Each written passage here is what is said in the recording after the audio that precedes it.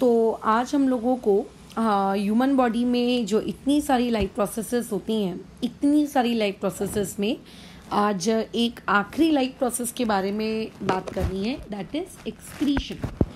तो वैसे हमें टोटल जो है लाइफ प्रोसेस नामक चैप्टर, इसमें आपको टोटल 4 लाइफ प्रोसेसेस के बारे में पढ़ना था।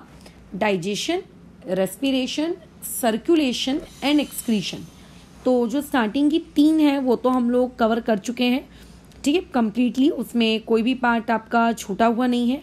अच्छा, और उसके बाद अब जो आपका आखिरी लाइफ प्रोसेस है दैट इज़ एक्सक्रीशन, ये हम लोगों को अभी स्टार्ट करना है।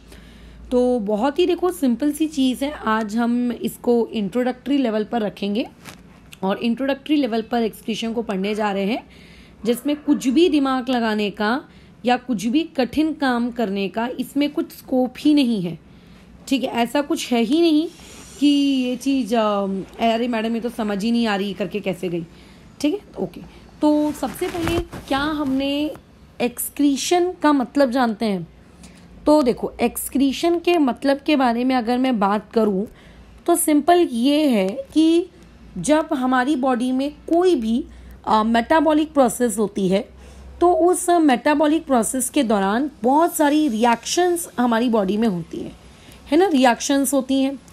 अब हर रिएक्शंस के दौरान प्रोडक्ट बनता है और कुछ आपकी बॉडी के अंदर में बाई प्रोडक्ट बनता है। प्रोडक्ट मतलब जो हमारी बॉडी को यूज़ करना वाली चीज़ है वो, और बाई प्रोडक्ट मतलब कि जो आपकी बॉडी यूज़ नहीं करना चाहती है, राइट, जो बॉडी आपकी क्या है यूज़ नहीं करना चाहती है वो। अब होता क्या है, ये जो बाई प्रोडक्ट है ये हो सकता है आपकी बॉडी में हार्मफुल ना हो, ठीक है। हो सकता है कि ये जो बाई प्रोडक्ट है, ये बाई प्रोडक्ट आपकी बॉडी में हार्मफुल ना हो। आपको लगे कि अरे ये मेरे बॉडी में कैसा हार्मफुल चीज़ है, तो मेरी बॉडी को कोई नुकसान नहीं पहुंचा सकता, इसमें क्या दिक्कत है ना। ऐसा हो भी सकता है। जैसे हमारी बॉडी में अगर H2O प्रोड्यूस होता है एज अ बाई प्रोडक्ट, तो बाई प्रोडक्ट अगर हमारी बॉडी में एज अ H2O प्रोड्यूस हो रहा है तो उसमें कुछ बुरी बात नहीं है। पानी हम लोगों के लिए कैसे हार्मफुल हो सकता है? पानी तो बिल्कुल भी हार्मफुल नहीं हो सकता, राइट। अच्छा, लेकिन फिर भी एक होती है ना लिमिट कि अच्छा यार इतना सेल के अंदर इतना पानी होना चाहिए, इससे ज़्यादा पानी नहीं होना चाहिए, एक्सेस क्वांटिटी में नहीं होना चाहिए। तो हमारे लिए उस बाई प्रोडक्ट को, चाहे वो हार्मफुल हो या चाहे वो हार्मफुल ना हो, हमें रिमूव करना होता है। अगर वो हमारी बॉडी में हार्मफुल है तो भैया जल्दी रिमूव करना होता है, quickly, as soon as it is produced, या फिर जब ये प्रोड्यूस हो उसके कुछ आवर्स के अंदर। तो बेसिकली एक्सक्रीशन का मतलब ये है कि किसी भी मेटाबॉलिक प्रोसेस के दौरान, ठीक है, जब भी कोई रिएक्शन होती है उस रिएक्शन से जो बाई प्रोडक्ट बनता है, चाहे वो यूज़फुल हो या चाहे वो यूज़फुल ना हो, हमारी बॉडी उसको रिमूव करती है। और उसी बाई प्रोडक्ट को रिमूव करने का काम, उस पूरी प्रोसेस को बेसिकली हम लोग क्या कहते हैं? एक्सक्रीशन कहते हैं, ठीक है। अच्छा, अब एक्सक्रीशन वर्ड से एक चीज़ तुम्हें अपने छोटे से ब्रेन में स्टोर रखनी है कि एक्सक्रीशन का मतलब होता है यूरिनेशन। यूरिनेशन का मतलब आप जो यूरिन पास आउट करते हो ना, that is no liquid waste product. Urination मतलब आप अपनी बॉडी से कैसा वेस्ट प्रोडक्ट बाहर फेंक रहे हो? आप अपनी बॉडी से लिक्विड वेस्ट प्रोडक्ट क्या कर रहे हो? बॉडी से बाहर फेंक रहे हो। अब लेकिन मान के चलते हैं, जब हम लोगों ने डाइजेस्टिव सिस्टम पढ़ा था तो उस डाइजेस्टिव सिस्टम में तुमको एक वर्ड बताया गया था, दैट वर्ड वाज इजेशन। शायद तुम्हें याद आ रहा होगा, है ना। क्या इजेशन में भी हमारी बॉडी के अंदर प्रोड्यूस्ड वेस्ट प्रोडक्ट को बाहर थ्रो आउट करती थी क्या? बिल्कुल। इजेशन वाली प्रोसेस के दौरान भी हमारी बॉडी के अंदर प्रोड्यूस्ड वेस्ट प्रोडक्ट को थ्रो आउट करती थी। बस फर्क इतना था कि इजेशन वाली प्रोसेस के अंदर हम लोगों के इसमें लिक्विड वेस्ट प्रोडक्ट नहीं निकलता था, उसमें हम लोगों के इसमें हम बॉडी से कौन सा वाला वेस्ट प्रोडक्ट बाहर निकालते थे? सॉलिड वेस्ट प्रोडक्ट बाहर निकालते थे, है ना, जो लार्ज इंटेस्टाइन में चला जाता था, राइट। और लार्ज इंटेस्टाइन में जाने के बाद जो आपके बॉडी के अंदर काफ़ी देर तक रहता था और देखता था कि अच्छा अभी भी कोई वेस्ट प्रोडक्ट तो नहीं बचा है, कुछ इसमें से और तो कुछ नहीं निकाला जा सकता। जब देख लेता है कि हाँ इसके अंदर से मैंने सब कुछ निकाल लिया है, तो वो क्या करता था कि चलो इसको थ्रो कर देते हैं, याद आ रहा है, इसको चलो थ्रो कर देते हैं, बराबर, इसको क्या कर देते हैं, थ्रो कर देते हैं। अच्छा, तो इजेशन और एक्सक्रीशन ये दो फेनोमेना है, इसमें खुद को कंफ्यूज नहीं करना, बराबर, इसमें खुद को क्या नहीं करना, कंफ्यूज नहीं करना। अच्छा, अब इसमें बहुत ही सिंपल तरीके से आगे बढ़ते हैं। हमारी बॉडी में ये जो बाई प्रोडक्ट्स की मैं बात कर रही हूँ, जो प्रोड्यूस होते हैं, जिनको बॉडी के बाहर थ्रो करना ज़रूरी होता है, क्या बॉडी के अंदर बाई प्रोडक्ट सिर्फ और सिर्फ हम लोगों के एक्सक्रीटरी सिस्टम में ही प्रोड्यूस होते हैं? मतलब जैसे अभी आप पढ़ रहे हो टॉपिक कि एक्सक्रीटरी सिस्टम, तो ऐसा लगता है ना, अंदर से फीलिंग आती है ना कि अच्छा हाँ करके एक्सक्रीटरी सिस्टम का मतलब तो ज़रूर ऐसा होगा कि ज़रूर इसमें से कुछ स्पेसिफिक चीज़ें ही जाती होंगी। तो बॉडी के सारे ऑर्गन्स में जहाँ जहाँ वेस्ट प्रोडक्ट प्रोड्यूस होता है, ठीक है, चलो ये दोनों वेस्ट प्रोडक्ट आप क्या करो करके फटाक से मुझको एक्सक्रीटरी सिस्टम के पास भेज देते हैं और फिर एक्सक्रीटरी सिस्टम इसको निकालता बैठेगा। तो बिल्कुल बॉडी के अंदर ऐसा होता है, बॉडी के ऑर्गन्स ऐसा करते हैं, बट बॉडी में कुछ ऑर्गन्स आपके ऐसे भी हैं जो आपके इस एक्सक्रीटरी सिस्टम पे कंप्लीटली डिपेंडेंट नहीं है ना। वो बोलते हैं कि ठीक है भैया, एक्सक्रीटरी सिस्टम आपका काम कर रहा है, अच्छी बात है, ठीक है, लेकिन एक्सक्रीटरी सिस्टम के काम करने के अलावा हम लोग भी अपने अपने बॉडी के अंदर खुद अपने वेस्ट प्रोडक्ट को थ्रो कर सकते हैं। जैसे कि स्किन आपकी बॉडी में वेस्ट प्रोडक्ट थ्रो करती है। कैसे थ्रो करती है?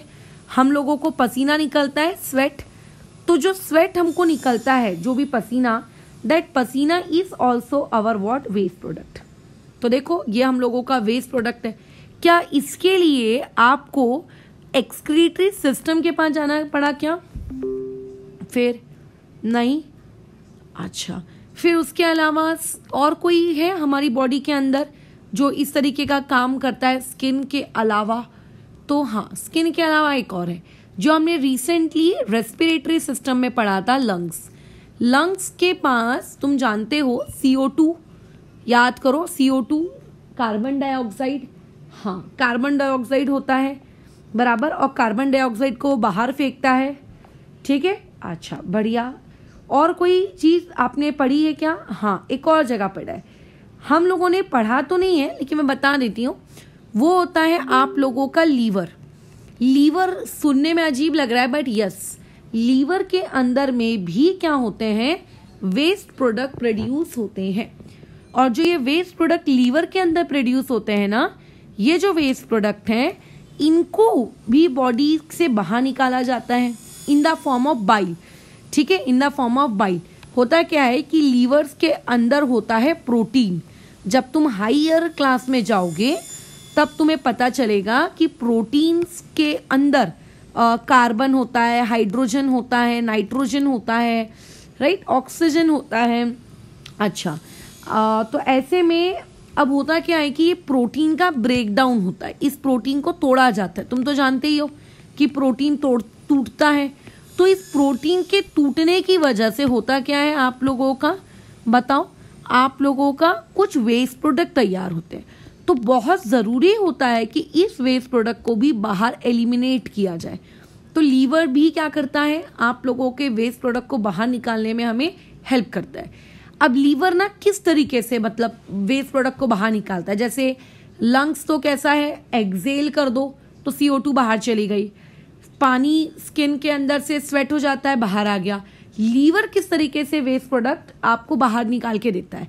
तो देखो बहुत ही सिंपल सी चीज़ है, लीवर को अगर वेस्ट प्रोडक्ट बाहर निकालना होता है, उसके पास दो ऑप्शंस होते हैं, या तो वो इजेशन वाली प्रोसेस के थ्रू वेस्ट प्रोडक्ट को बाहर निकाल सकता है, या फिर वो जो हमारे इस पार्ट में हमको पढ़नी है, दैट इज एक्सक्रीशन, इस प्रोसेस के थ्रू क्या कर सकता है, वेस्ट प्रोडक्ट को बाहर निकाल सकता है, ठीक है। अच्छा, अब मैं तुम्हें बताती हूँ कि जो वेस्ट प्रोडक्ट लीवर से आता है ना, उसमें एक्चुअली कुछ मात्रा में, लिटिल मात्रा में, बोलो क्या होता है, आप लोगों का बाइल होता है, ठीक है, लिटिल मात्रा में बोलो क्या होता है, बाइल।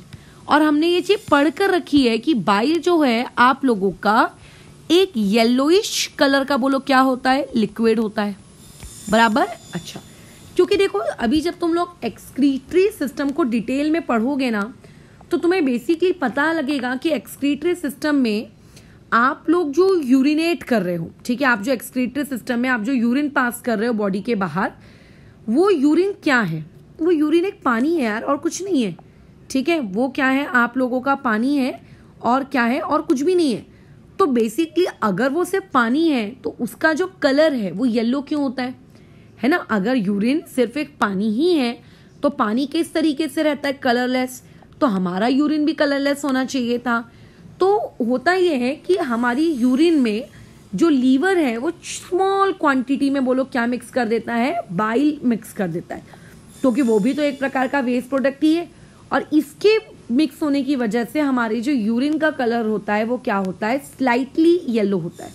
हाँ, अगर तुम पानी नहीं पियोगे, ठीक है, और अगर तुम्हारी बॉडी में पानी की कमी का मतलब पानी कम हो गया तो होगा क्या? बाइल उसमें पूरी तरीके से अच्छे से डिजॉल्व नहीं हो पाएगा और आपको लगेगा कि आपकी यूरिन का कलर क्या है? डार्क है।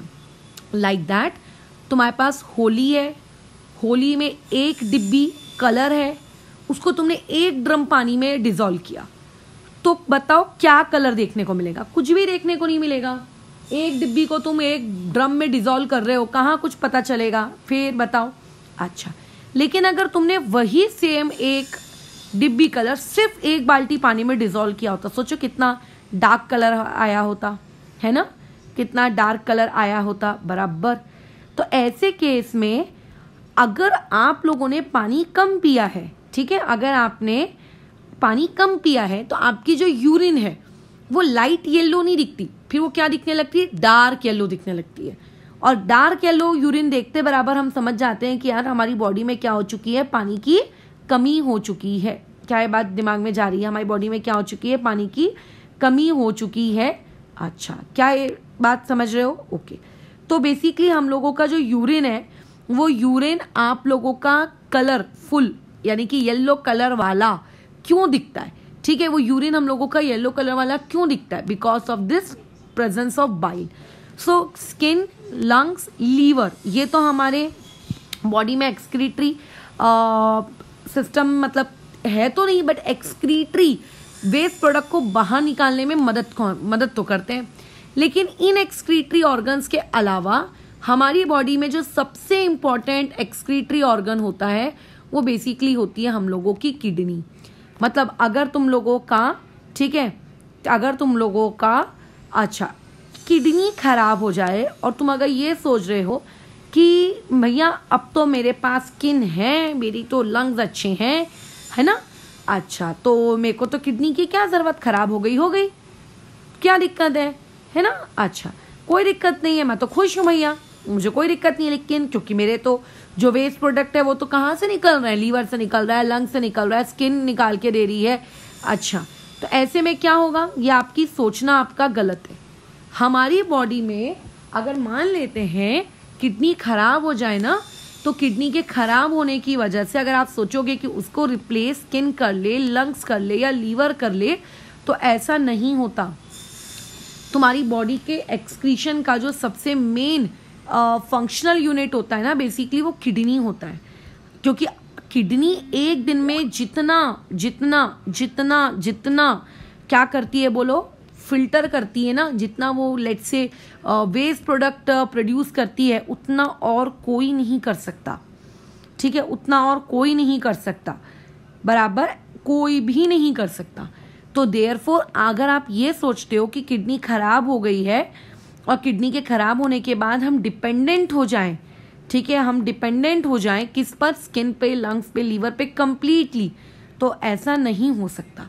किडनी हमारी बॉडी का सबसे इम्पॉर्टेंट फंक्शनल यूनिट होती है, ठीक है, सबसे इम्पॉर्टेंट फंक्शनल यूनिट। आप ये मानती हूँ मैं कि लीवर, लंग्स और स्किन बाकी एक्सक्रीटरी वेस्ट प्रोडक्ट निकालने में उसको हेल्प जरूर करते हैं, बट उसको कंप्लीटली क्या नहीं कर सकते? रिप्लेस नहीं कर सकते। ठीक है, अच्छा, अब अगर मैं इस किडनी से निकले हुए वेस्ट प्रोडक्ट की बात करूं, ठीक है, अगर मैं किडनी से निकले वेस्ट प्रोडक्ट की बात करूं, तो देखो हमारे पास अलग अलग टाइप के ऑर्गेनिजम्स होते हैं। जैसे आप लोगों के पास कुछ ऑर्गेनिजम्स पानी में रहते हैं, है ना, पानी में रहने वाले ऑर्गेनिजम्स जिनको आपने बचपन में पढ़ा होगा कि वो एक्वेटिक होते हैं। आप के जैसे धरती पे रहने वाले लोग, यानी कि कौन बोलो, आप लोगों के पास टेरिस्टिशियल ऑर्गेनिजम्स। तो ये जो आपके पास टेरिस्टिशियल ऑर्गेनिजम्स हैं, ठीक है। अच्छा, कुछ ऐसे होते हैं जो पानी और धरती दोनों में रहते हैं, ठीक है ना, उनकी बात नहीं कर रही, बट फिलहाल धरती पे रहने वाले। कुछ ऐसे होते हैं जो आपके उड़ते हैं। अच्छा, उड़ने वालों को क्या कहते हैं हम लोग? एरियल कहते हैं। तो इस तरीके से हमारे पास 3 टाइप के एटलीस्ट क्या होते हैं? ऑर्गेनिज्म होते हैं, ठीक है। 3 टाइप के क्या होते हैं? ऑर्गेनिज्म होते हैं। क्या ये तीनों टाइप के ऑर्गेनिजम्स के अंदर आपका यूरिनेशन होता है क्या?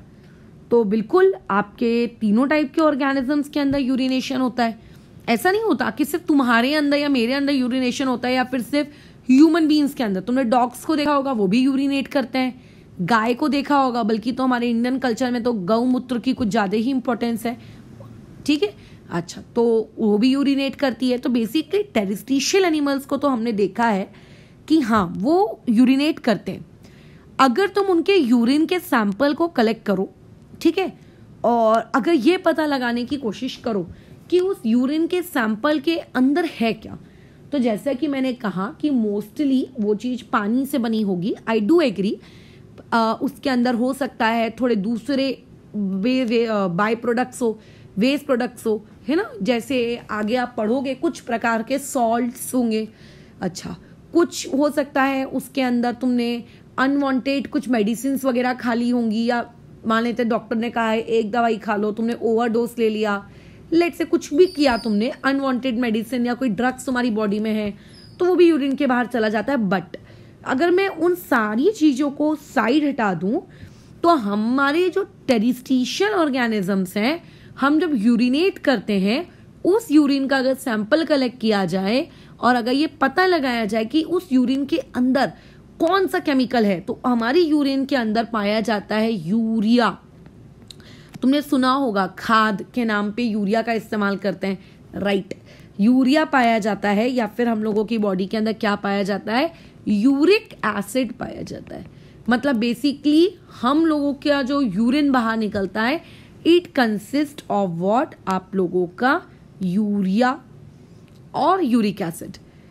मात्रा कम ज़्यादा हो सकती है, लेकिन अगर मैं बात करूं किसकी? आप लोगों के एक्वेटिक एनिमल्स की, ठीक है। अगर मैं बात करूं एक्वेटिक एनिमल्स की, तो जो आपके एक्वेटिक एनिमल्स होते हैं, ये एक्वेटिक एनिमल्स की अगर मैं यूरिनेशन को देखूं, है ना, अगर मैं इनके यूरिनेशन को देखूं, तो ये जो आपके एक्वेटिक एनिमल्स होते हैं, इनके अंदर से जो चीज निकलती है, दैट इज अमोनिया। अमोनिया मतलब जब ये लोग लेट से यूरिनेट करते होंगे, तो इनके यूरिन से जो केमिकल बाहर निकलता है, that chemical is known as what? आप लोगों का अमोनिया, ठीक है। That chemical is known what? आप लोगों का अमोनिया, ठीक है। अच्छा, और जो ये तुम लोगों के उड़ने वाले पंछी हैं, ठीक है, ये उड़ने वाले पंछी लोग भी यूरिन करते ही हैं, यूरिनेट करते होंगे। तो जब ये लोग यूरिनेट करते हैं, तो इनके यूरिन मतलब से क्या निकलता है? ये लोग क्या निकालते हैं, ये आपको पता होना चाहिए। वैसे वो हमारा काम नहीं है, ठीक है। ये आप लोग 12th स्टैंडर्ड में जब आओगे, तो 12th स्टैंडर्ड में एक पर्टिकुलरली एक चैप्टर है आपका, ठीक है, जिसमें एक्सक्रीटरी सिस्टम करके एक पूरा चैप्टर है, तो उसमें आप पढ़ोगे। वहाँ पे आप एक्सक्रीटरी सिस्टम मतलब क्या वेस्ट प्रोडक्ट निकल रहा है बॉडी के बाहर, उसके अकॉर्डिंग आप ऑर्गेनिजम्स को क्लासीफाई करते हो। तो जिनके बॉडी से अमोनिया निकलता है, ठीक है, वो जनरली आप लोगों के क्या होते हैं? ये आपके पानी में रहने वाले लोग होते हैं। हम जो लोग होते हैं, तो हमारे जो वेस्ट प्रोडक्ट होता है, इंक्लूडिंग इजेशन वाला भी, ठीक है, हमारे इजेशन और एक्सक्रीशन दोनों के वेस्ट प्रोडक्ट को अगर मैं काउंट कर लूँ, तो हमारी बॉडी के अंदर से यूरिया निकलता है, या फिर हम लोगों की बॉडी से क्या निकलता है? आपका यूरिक एसिड निकलता है, ठीक है। अच्छा, तो ये सारी चीज़ें हैं। तो अभी तो उसमें तुम्हें एरियल एनिमल के बारे में नहीं जानना है। अगर जानना है तो उसको सर्च करना, जरा पता करो कि एरियल एनिमल्स की बॉडी से क्या निकलता है। ये हम लोगों की बॉडी से निकलता है। अब दिक्कत ये होती है कि जो यूरिया और जो यूरिक एसिड है, अगर मैं तुम्हें इनका केमिकल फॉर्मूला बताऊं, जैसे पानी का फॉर्मूला H2O, कार्बन डाइऑक्साइड का फॉर्मूला CO2, अगर लेट से मैं बताऊं तो यूरिया का जो फॉर्मूला होता है ना, वो आप लोगों का क्या होता है बताओ, पढ़ा होगा? अच्छा तुमने कहा हाँ पढ़ा होगा। 9th स्टैंडर्ड में केमिस्ट्री का जो चैप्टर नंबर 3 है, पहला इनऑर्गेनिक, ठीक है, सब्सटेंस। लोगों का क्या मानना होता था कि नहीं यार, ऑर्गेनिक चीज़ों को तो हम लैब में बना ही नहीं सकते, ऑर्गेनिक चीज़ें तो सिर्फ भगवान की देन होती है, जो सिर्फ प्लांट में पाई जाती है, सिर्फ एनिमल्स में पाई जाती है। नहीं, बट हमने पढ़ा था, वूलर करके एक साइंटिस्ट थे, उन्होंने लैब में पहला क्या किया था, आप लोगों का ऑर्गेनिक सब्सटेंस लैब में बना के आपको दिखाया था। That was urea. ये था यूरिया, देखो ये था, पहली उन्होंने लैब में बना के दिखाया था। This is urea. क्या दिख रहा है इस यूरिया में बताओ? आप लोगों को नाइट्रोजन दिख रहा है? दिख रहा है यहाँ पे नाइट्रोजन? हाँ दिख तो रहा है, ठीक है, समझ तो आ रहा है कुछ नाइट्रोजन है। अच्छा, अमोनिया का अगर मैं फॉर्मूला बताऊं तो ये क्या है, आपका NH3 है, इसमें भी देखो नाइट्रोजन है। तो इससे ये समझ में आता है कि हम ऑर्गेनिजम्स जो वेस्ट प्रोडक्ट यूरिनेशन के दौरान निकालते हैं, है ना, हम जो वेस्ट प्रोडक्ट यूरिनेशन के दौरान निकालते हैं, these are nitrogen containing waste product. ये क्या है आपके? Nitrogen containing waste product.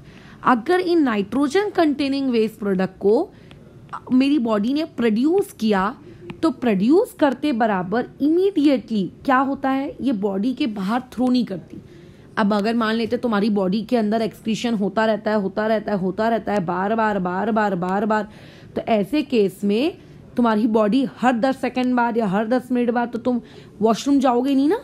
तो क्या होता है, तुम्हारी बॉडी कुछ देर के लिए इसको क्या कर सकती है, टेम्परेरीली स्टोर कर सकती है ना। हम लोग पढ़ेंगे इसके बारे में, ये कुछ देर के लिए क्या करती है, टेम्परेरीली आपकी बॉडी में स्टोर हो जाता है, कोई दिक्कत नहीं है।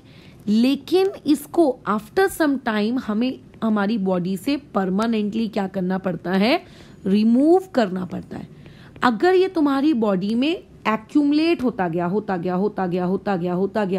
है ना, बराबर, अगर ये तुम्हारी बॉडी में एक्यूमुलेट होता गया, तो फिर ऐसे में बोलो क्या होगा, ऐसे में क्या होगा, जिस तरीके से कचरा आपके घर में क्या होता है, अच्छा जमा होता रहता है, ठीक है, तो बोलो क्या होता है, कचड़े के ऊपर मक्खियां भिनभिनाने लगती है, गंदगी होने लगती है, बराबर। अच्छा, ऐसे में फिर क्या होगा बताओ, आपके घर में गंदगी फैलेगी, बीमारियां आएंगी। तो सिमिलरली अगर तुम्हारी बॉडी के अंदर में कचरा जमा होता गया, that is nitrogenous waste product, तो ये जो बाकी के तुम्हारी बॉडी के ऑर्गन्स है ना, उनको डैमेज कर देगा, ठीक है। अच्छा, तो फिर अब हम तो नहीं चाहते कि हमारे बॉडी के वाइटल ऑर्गन्स आपके डैमेज हो जाए, है ना। अच्छा, फिर अब क्या करें हम लोग? तो ऐसे केस में हम लोगों के लिए बहुत ज़रूरी होता है कि जो हमारी बॉडी में ये जो नाइट्रोजनस वेस्ट प्रोडक्ट है, इसको हम लोग कंप्लीटली क्या करें, रिमूव करें। बट द डाउट इज कि ये नाइट्रोजनस वेस्ट प्रोडक्ट आखिर हम खाते हैं क्या? मतलब हम तो नाइट्रोजनस वेस्ट प्रोडक्ट कोई क्यों खाएगा भाई बताओ? तो फिर ये एक्चुअली आता कहाँ से है, हाउ इट कम्स, ये हम लोगों का सबसे पहला डाउट होना चाहिए, आता कहाँ से। तो ये एक्चुअली आपकी बॉडी प्रोड्यूस करती है, ये आपकी बॉडी क्या करती है, प्रोड्यूस करती है from the food you eat, ठीक है, जो हम खाना खाते हैं ना, उस खाने से ये बेसिकली प्रोड्यूस करती है। अच्छा, और फिर जब वो खाने से बेसिकली इसको प्रोड्यूस करती है, तो फिर अब हम लोगों के लिए बहुत ज़रूरी होता है इसको बोलो क्या करना, रिमूव करना। कोई भी इंसान ऐसा डायरेक्टली नाइट्रोजनस वेस्ट प्रोडक्ट नहीं खाता है ना, कि उसकी बॉडी में नाइट्रोजनस वेस्ट प्रोडक्ट एक्यूमुलेट होता है जा रहा है। हमारी बॉडी ही इसको प्रोड्यूस करती है और हम लोगों को इसको रिमूव करना रहता है। तो कौन प्रोड्यूस करता है बॉडी में, हु, मतलब अगर मैं ये पूछूंगी कि कौन प्रोड्यूस कर रहा है, किसका काम है इसको प्रोड्यूस करना, तो एक्चुअल में इस पूरे के पूरे नाइट्रोजनस वेस्ट प्रोडक्ट को प्रोड्यूस करता है तुम्हारी बॉडी का एक्सक्रीटरी सिस्टम। कौन प्रोड्यूस करता है बोलो, तुम्हारी बॉडी का एक्सक्रीटरी सिस्टम। और इसी एक्सक्रीटरी सिस्टम का काम भी क्या होता है, इसको बॉडी से क्या करना, निकालना। तो इनडायरेक्टली तुम्हारी बॉडी के अंदर में क्या होगा, नाइट्रोजनस वेस्ट प्रोडक्ट बनेगा भी, और तुम्हारी बॉडी के अंदर ये नाइट्रोजनस वेस्ट प्रोडक्ट निकाला भी जाएगा, बट एक ही सिस्टम करेगा ये सारे काम, and that is excretory system, है ना, दैट इज एक्सक्रीटरी सिस्टम। एक मिनट रुकोगे, प्रथमेश आधा घंटा लग गया तुम्हें इस चीज को सॉल्व करने में, बल्कि आधा घंटा भी नहीं, आधा घंटे से ज्यादा लग गया। 5:25 को तुमने मुझे बोला था, अभी 6 बज रहे हैं। तुम्हें 35 मिनट, तुम 35 मिनट से ये गिन के 4 स्टेप के 4 एग्जाम्पल्स कर रहे थे। क्या कर रहे थे तुम इतने आधे घंटे से बैठकर घर में? अच्छा, तो ये हमारा काम कौन करता है? एक्सक्रीटरी सिस्टम करता है। ठीक है, तो हम कल इस एक्सक्रीटरी सिस्टम को डिटेल में पढ़ेंगे ज़रूर। बट एक्सक्रीशन होता क्या है ये तो समझ में आ गया कि हमारी बॉडी के अंदर अलग अलग स्टेप्स में जहाँ जहाँ भी गंदा गंदा वेस्ट प्रोडक्ट प्रोड्यूस होता है, उन वेस्ट प्रोडक्ट्स को निकालना इस आप लोगों का एक्सक्रीशन। और जो ऑर्गन्स इन्वॉल्व होते हैं, दैट ऑर्गन्स का combined set is known as आप लोगों का एक्सक्रीटरी सिस्टम। ठीक है, अच्छा, हमारी बॉडी के कुछ वेस्ट प्रोडक्ट तो हमारी बॉडी बिना एक्सक्रीटरी सिस्टम को बताए खुद ही निकाल देती है, जैसे कि CO2 निकल जाता है।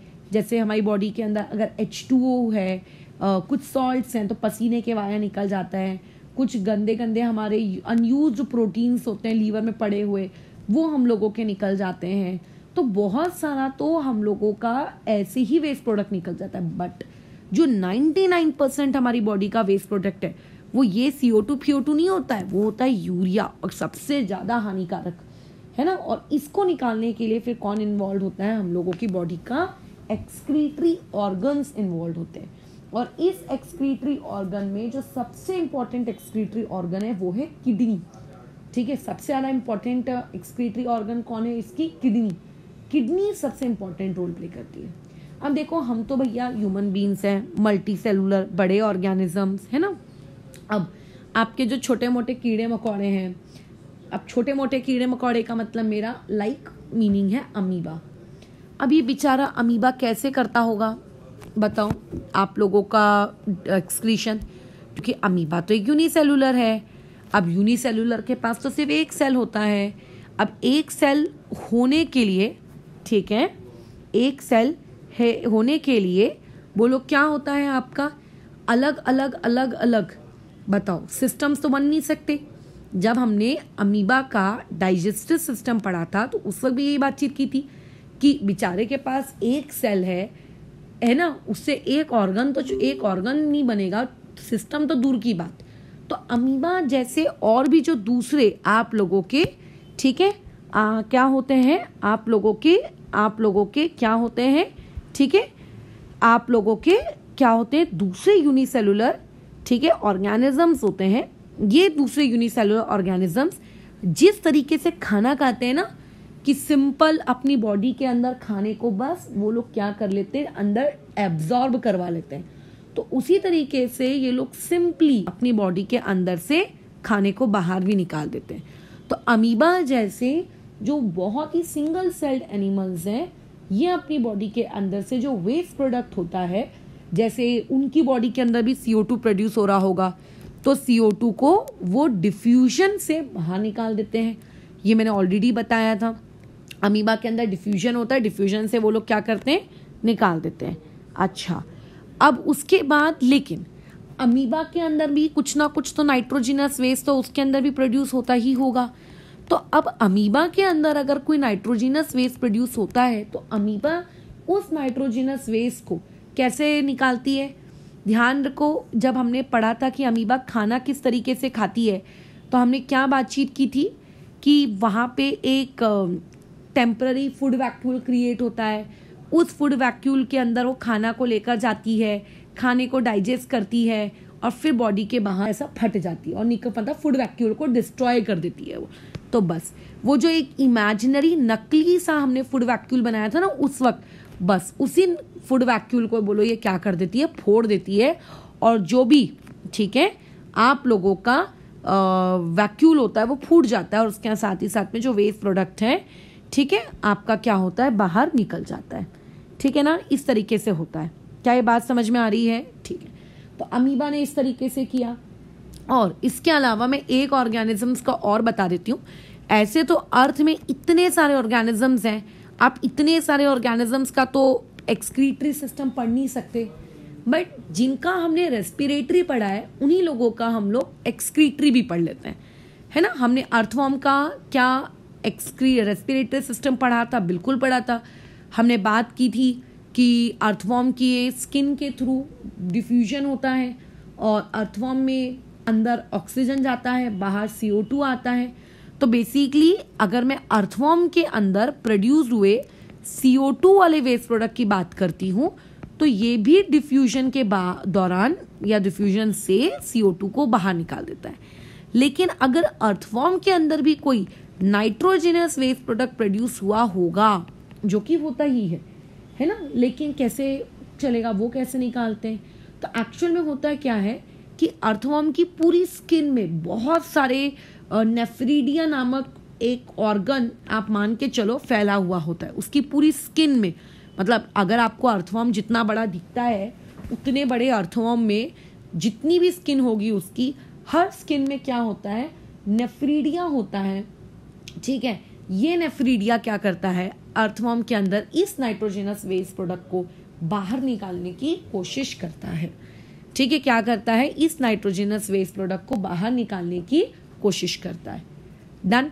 तो इस तरीके से एक्सक्रीशन ह्यूमन मीन्स में होता है। बट अगेन हमारी वही बातचीत है कि जो हमारे प्लांट्स हैं जो कि एक जगह से हिलते नहीं है, डुलते नहीं है, कहीं जाते नहीं है, एक जगह बस खड़े रहते हैं, क्या इनके अंदर में भी एक्सक्रीशन होता है क्या? बिल्कुल होता है। इनके अंदर एक्सक्रीशन क्यों नहीं होगा?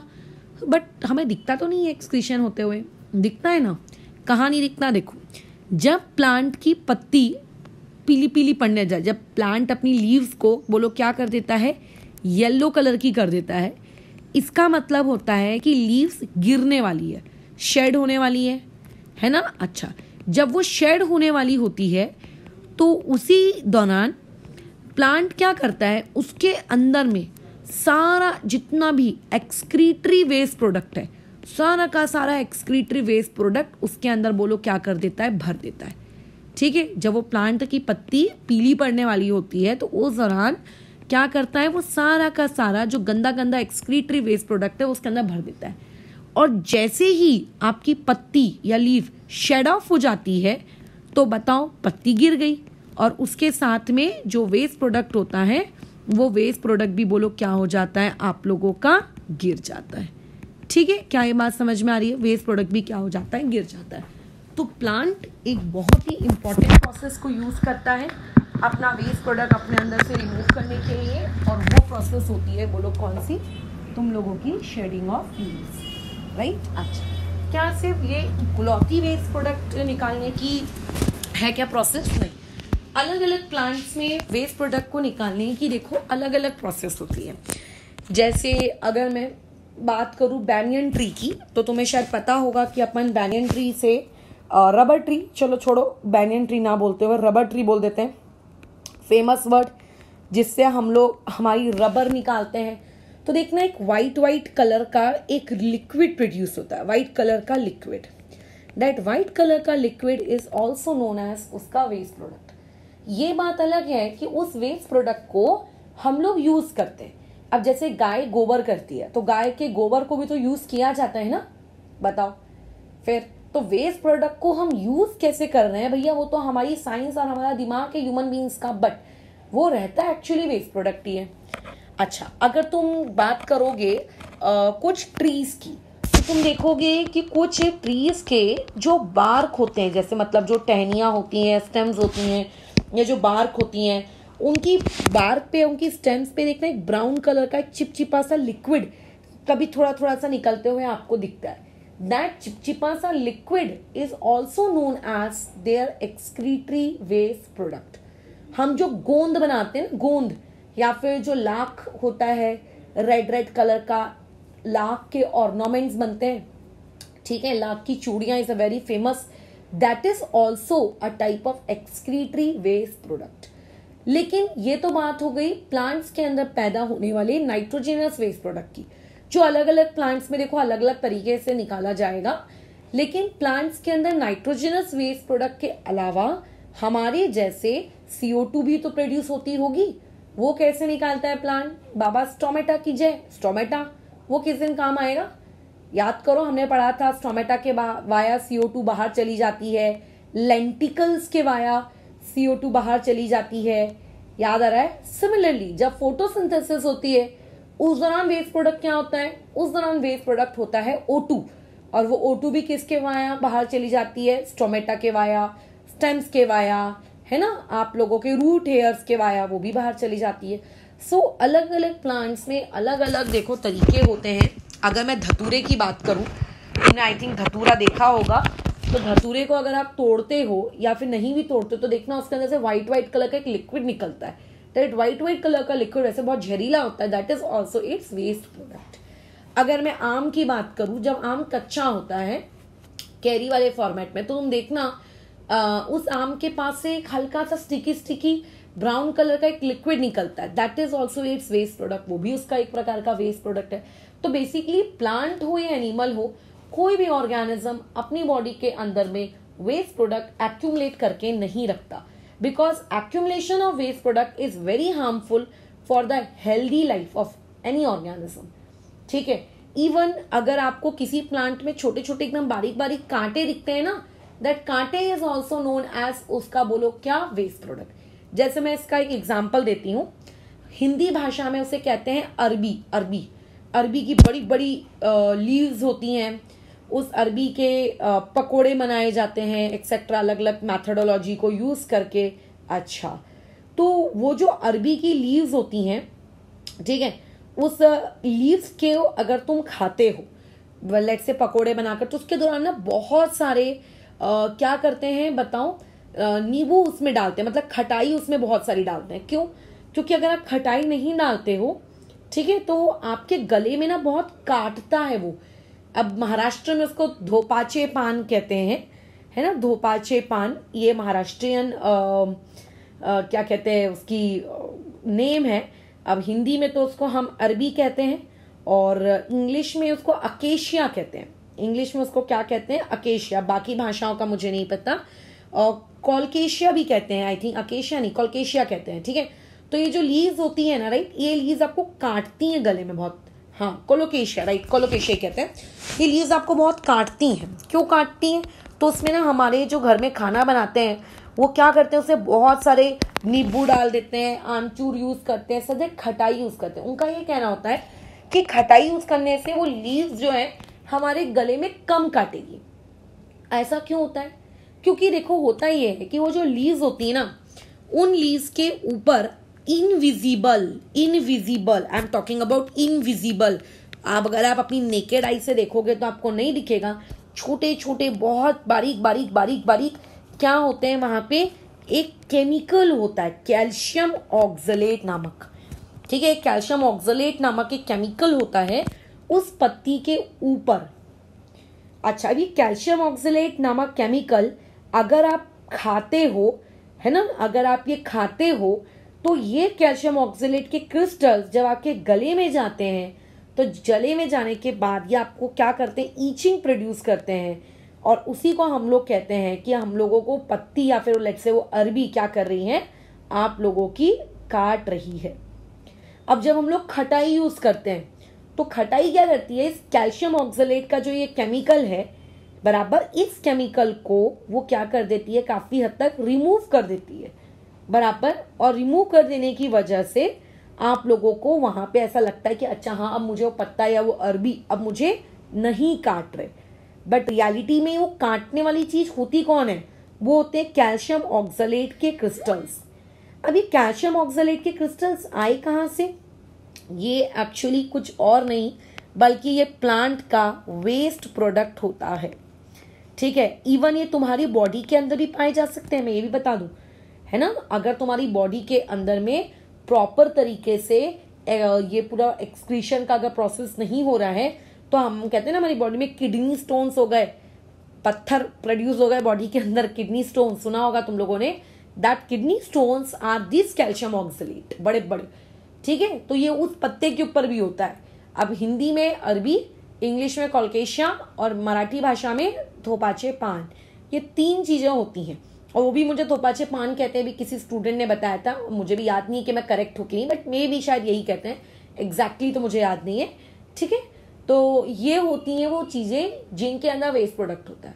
बबूल देखे हो, बबूल का कांटा वाला, मतलब बबूल का एक पेड़ होता है, उसमें कांटे लगे हुए होते हैं। अगर तुम देखोगे तो जहाँ कांटा और बबूल का पेड़ आपस में ज्वाइंट होता है वहां से भी हल्का हल्का लिक्विड निकलता है, that is also an excretory waste product. ठीक है, अभी हमारे जस्ट ट्यूशन के सामने एक बहुत बड़ा सा एक येलो कलर का प्लांट है, उस येलो कलर के उसमें येलो येलो कलर के ऐसे फूल लगते हैं, मेरे को उसका नाम नहीं पता, ऐसे येलो येलो कलर के ऐसे फूल लगते हैं, और उस प्लांट में ना पता है ऐसे गोल गोल गोल गोल ग्रीन ग्रीन कलर के पता नहीं क्या तो लटकते रहते हैं। अगर आप उसको तोड़ोगे तो वहां से भी व्हाइट व्हाइट कलर का एक दूध निकलता है, that is known as what, आप लोगों का क्या, एक्सक्रीटरी वेस्ट प्रोडक्ट। तो हर प्लांट के अंदर उसके वेस्ट प्रोडक्ट को प्रोड्यूस करने का तरीका अलग होता है, बट पत्ती को शेड ऑफ करके, stomata, root hair, stems, barks के वाया O2 CO2 को बाहर निकाल कर, है ना, और उसके अलावा कुछ अलग अलग कलर के लिक्विड्स प्रोड्यूस करके, राइट, जिनको हम यूज कर सकते हैं for the production of gum, for the production of rubber, for the production of resins, right, okay, for the production of lakh. तो ये हम लोग उनको यूज कर रहे हैं, बल्कि है बेसिकली वो वेस्ट प्रोडक्ट। कुछ प्लांट्स के लीव्स के ऊपर आपको इस तरीके से कुछ क्रिस्टल्स मिल सकते हैं जो आपकी बॉडी में ईचिंग करते हैं, जिन्हें हम लोग बेसिकली कहते हैं रेफाइट्स। ठीक है, रेफाइट्स का मतलब आप ऐसा समझ के रखो कि छोटे छोटे कांटे, may be they are visible, may be they are invisible. जैसे अगर आप कुछ पर्टिकुलर भाजी की बात करो तो उन भाजियों की जो स्टेम होती है, उनकी स्टेम में देखना तो छोटे छोटे छोटे छोटे छोटे छोटे छोटे छोटे ऐसे बाल निकले हुए दिखते हैं, so these are visible. Rose plant में कुछ ज्यादा ही विजिबल, बबूल के प्लांट में उससे ज्यादा विजिबल, और ये कोलोकेशिया लीव्स में बिल्कुल भी विजिबल नहीं। तो रेफाइट्स ये भी आप लोगों का एक प्रकार का क्या है, वेस्ट प्रोडक्ट। तो इनडायरेक्टली चाहे प्लांट हो या चाहे एनिमल हो, सबका एम होता है इस वेस्ट प्रोडक्ट को बाहर निकालना, क्योंकि इसका accumulation will cause a very high damage to your body. अब प्लांट्स में किस तरीके से ये बाहर निकाला जाता है is not a part of our syllabus. ठीक है, हम लोगों को सिर्फ क्या पढ़ना है, ह्यूमन एक्सक्रीटरी सिस्टम पढ़ना है। तो कल हम लोग जो टॉपिक पढ़ेंगे वो ह्यूमन एक्सक्रीटरी सिस्टम के ऑर्गन्स के बारे में पढ़ेंगे कि किस ऑर्गन को क्या कहते हैं, किसका कैसे फंक्शन होता है। और ट्रस्ट में ये सबसे इजी पार्ट है अभी तक कि आपने जितनी भी लाइफ प्रोसेस पढ़ी, क्योंकि ह्यूमन एक्सक्रीटरी सिस्टम में जितने भी ऑर्गन्स इन्वॉल्व होंगे उनमें से तुम्हें सिर्फ एक ही ऑर्गन की स्टडी करनी है, वो है किडनी। जैसे रेस्पिरेटरी सिस्टम में कैसा बहुत सारे ऑर्गन्स थे, लंग्स थे, ट्रैकिया था, डायफ्राग्राम था, है ना, डाइजेशन में स्मॉल इंटेस्टाइन, लार्ज इंटेस्टाइन में सब कुछ पढ़ा था एकदम डिटेल में। यहाँ पे आपको उतना डिटेल में नहीं जाना, आपको सिर्फ किडनीज के बारे में पढ़ना है। As you finish the function, how kidney undergo function, खत्म होता है यहीं पे चैप्टर। ठीक है, तो फिलहाल इसको ओवर करते हैं। कल की क्लास हम लोग जो स्टार्ट करेंगे वो ह्यूमन एक्सक्रीटरी सिस्टम के ऑर्गन्स के बारे में आइडिया लेंगे, किस ऑर्गन को क्या कहते हैं और उस ऑर्गन का क्या काम होता है। और फिर उसके नेक्स्ट डे उन सारे ऑर्गन्स में से सिर्फ एक ऑर्गन को पढ़ेंगे, that is named as kidney. ठीक है, ओके।